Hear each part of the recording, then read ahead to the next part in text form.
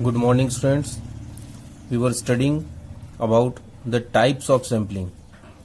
Till now, we have studied random sampling. What is random sampling? It is a type of sampling in which we take the samples as random, either by lottery or by the method of the table of random numbers. Lottery, we have seen in our daily life how lotteries are being taken. Some slips are made and the slips are put up in a box, and from there randomly any one slip is put out. That is called the lottery. So we do that with that method, that is called the random sampling. Then the second type of sampling that we studied was purposive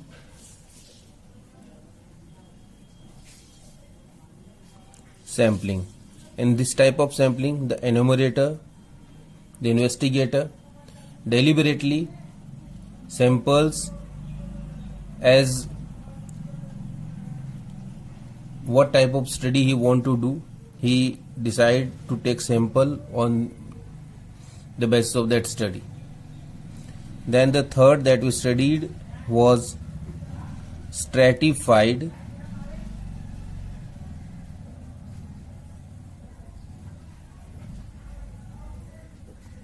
sampling. In other words, it is called the mixed sampling.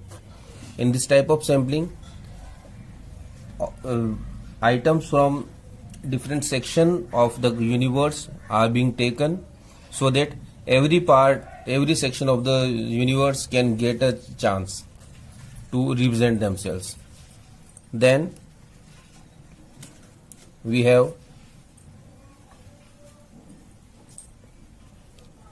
systematic sampling.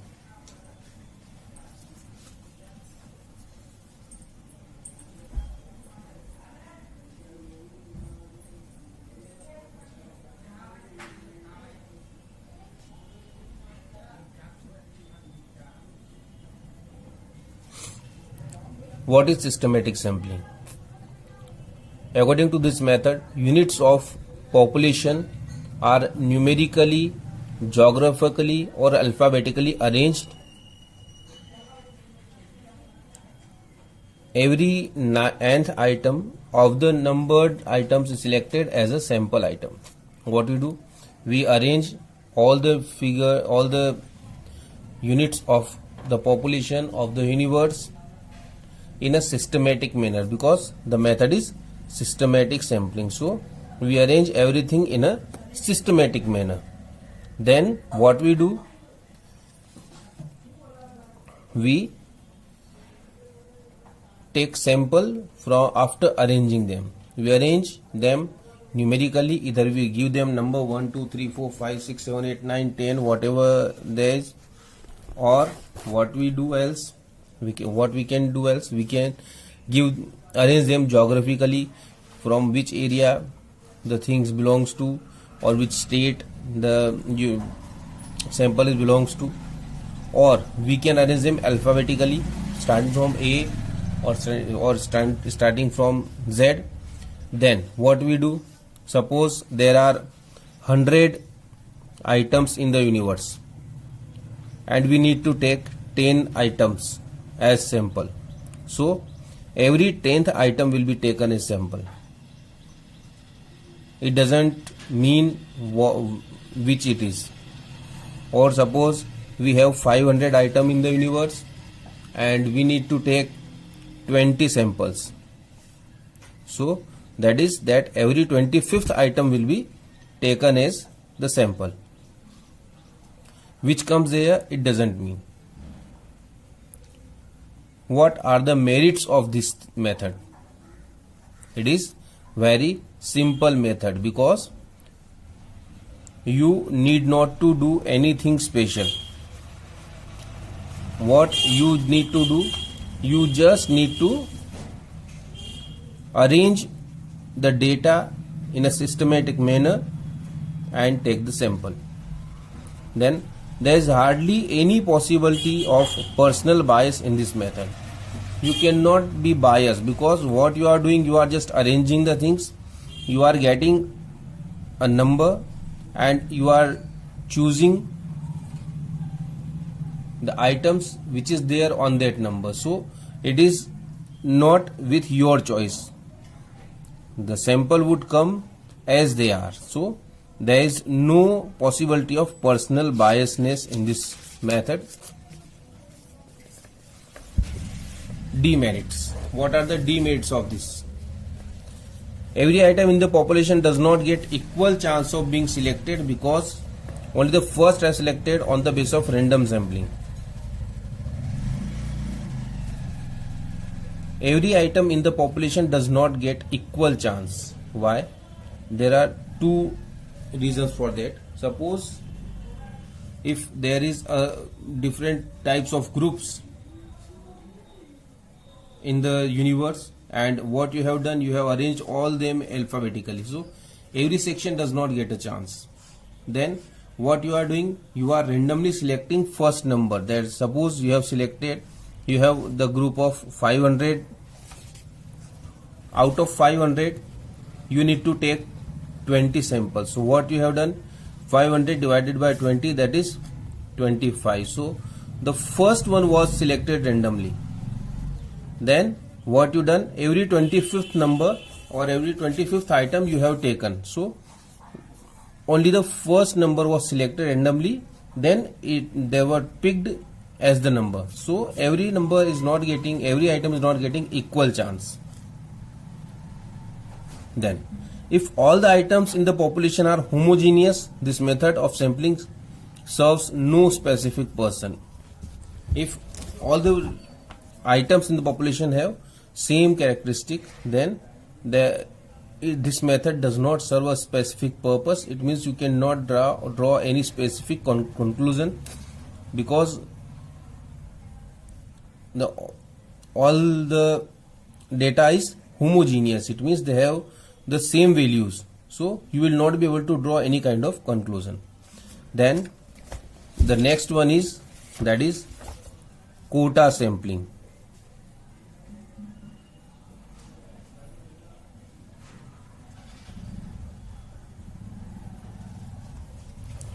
What does quota sampling mean? Quota sampling means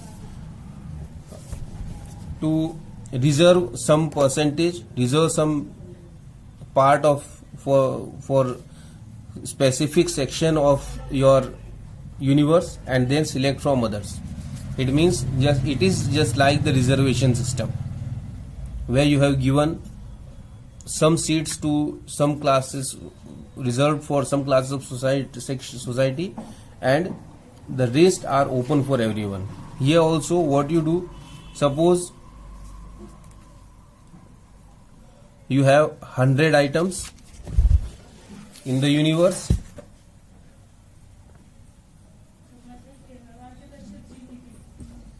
that belongs to 4 different groups. What you done, you reserved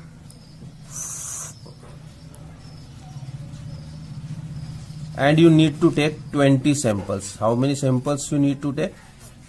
20 samples. Now what you done, that 5 places are reserved for one section. So now you have 20 out of 5, 20 minus 5, that is 15 remaining. Now these 15 will be divided into all 4. So about 4 samples will be taken from one section.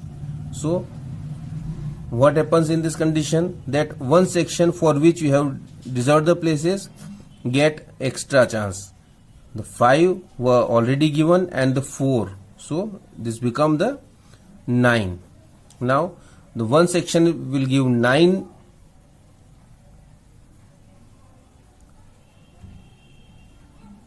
units, others will give 4 units. So that makes a difference. This is called the quota sampling. What you do, you reserve some percentage of total population fixed for the sampling, and for rest you do the random sampling method. In this method, the population is divided into different groups or classes according to different characteristics of population. Some percentage of different groups in total population is fixed. Further, some quota of the item be selected as sample items is fixed for each group. When you give them a fixed seats before the start, that is called the quota sampling. Now, convenience sampling. It is a method of sampling in which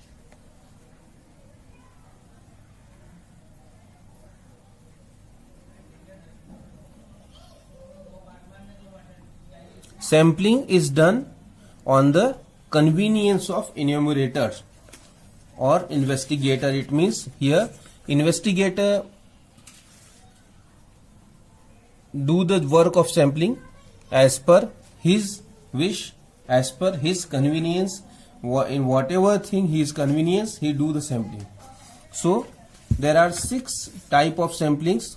First one is random sampling, then the purposive or deliberate sampling, then stratified or mixed sampling, then systematic sampling, quota sampling, and convenience sampling.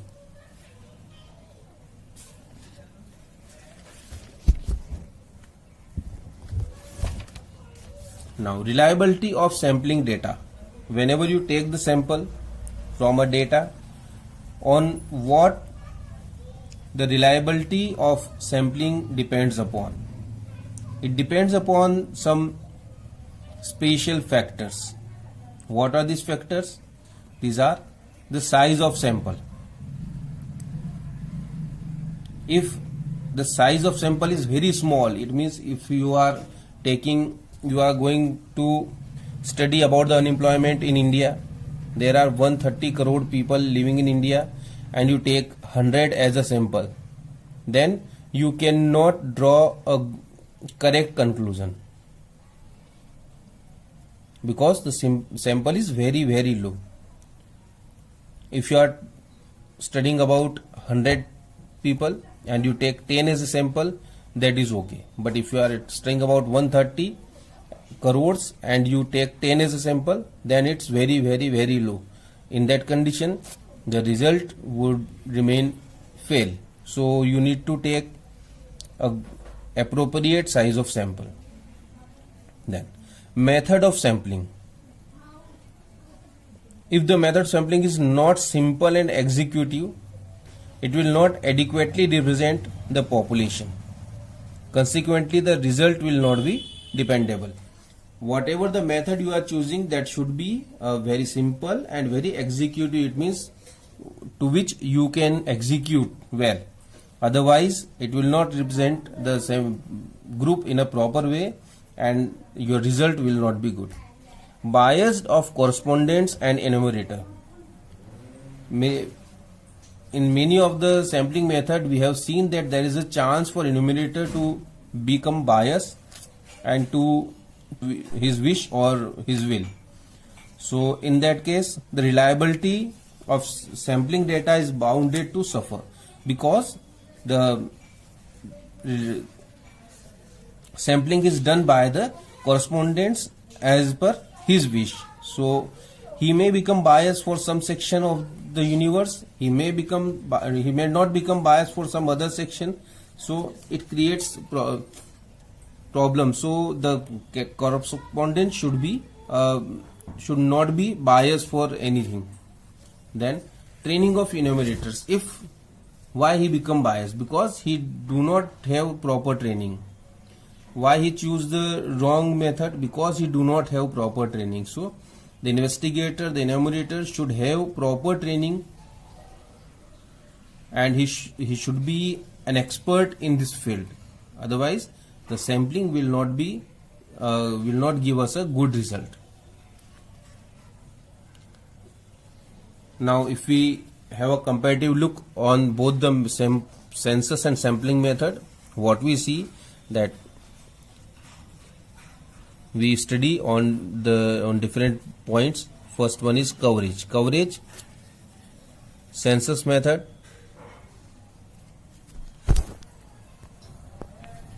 coverage is bigger in census method because investigator collect information from each item in the society, in the population, and in sampling method the coverage area is low because he is taking some as sample. Suitability, census method is suitable when the investigating area is small, and if it is big then the sample method is more suitable. Accuracy, census method is more accurate because in that method we study or we talk to or we collect sample from each section of society, but in sample method we do not talk to everyone, so the accuracy may suffer. Cost, census is costlier than the sample method because in sample you need not to go to each and everyone, so it is low cost, but in census method you need to go to everyone, so it costs you much time. Sample method is less time consuming than the census method. Nature of items, census method is particularly suitable when the item in the population have diverse characteristics, and sample method it is good when you have the homogeneous content in the population. Verification of the statistical information obtained through census method is generally not possible because you are going and you are collecting data from each and everyone in the society, in the population, in the universe, so there may be that if you have done any kind of mistake, it is difficult to go to everyone and verify again the data. But in sample method, because you are taking very few samples, so it can be done that the data can be verified from the samples that is it correct or not. In short, sample method of statistical investigation is generally preferred to the census method because the former is less expensive in terms of time, money and effort involved. Census method need more time, more money and more effort. Sample method needs all these very less. So sample method is more preferred, but if you want to get very good result, then you need to go with the census method. So this is all about this chapter. Now what questions you need to do? You should mark the short answer type question. Question number 1, 4, 5, 14, 15. Then the long answer type question 3, 5, 7. This should be done in your copy. And in NCERT question number 2. All these should be done in your copy. Other you can prepare from the book itself.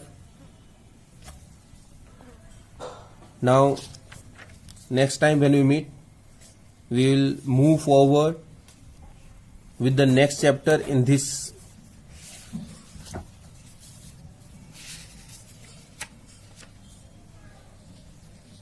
unit, in this book, that is the organization of data. We will go with the 4th and then 5th chapter. We will complete 2 units in this book and then we will move to the other book. Okay, so next time when we meet, we will start the 4th chapter, that is organization of data. Thank you.